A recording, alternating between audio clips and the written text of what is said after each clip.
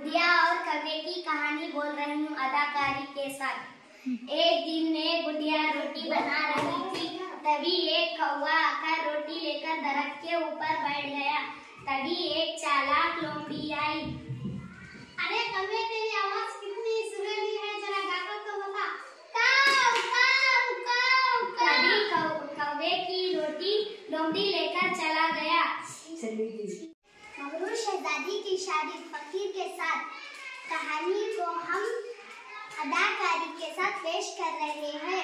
बहुत अरसा पहले की बात है। एक बादशाह था, उसकी एक खूबसूरत और एक लौती बेटी थी। अपनी खूबसूरती और दौलत की वजह से वो बहुत मगरूर और गुस्ताख हो गई थी। जब भी कहीं से उसके लिए शादी का पैगाम आता, वो उसे ठुकरा देती और उसका खूब मजाक उड़ाती। एक दिन बादशाह ने बहुत बड़ी दावत की। उसमें शहजादी से शादी करने वाले तमाम उम्मीदवारों को बुलाया गया। इस दावत में शहजादी अपने कनीजों के साथ बड़े ही मगरूराना अंदाज में आई। जब वो शहजादे के पास पहुंची, जो बहुत मोटा था, शहजादी ने उससे देखकर मजाक उड़ाते हुए कहा, अरे ये गोल टप है।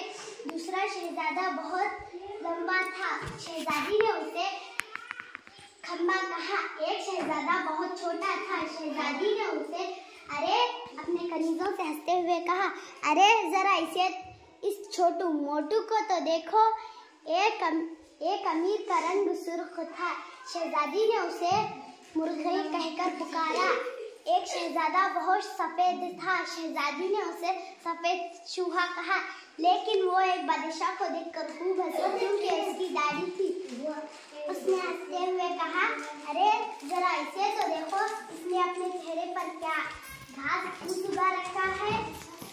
जब बादशाह ने देखा कि उसकी बेटी मेहमानों की बेइज्जती कर रही है, तो उसने गुस्से में भरे दरबार में कहा, अब शहजादी पसंद करे या ना करे, मगर अब मैं उसकी शादी किसी फकीर से कराऊंगा।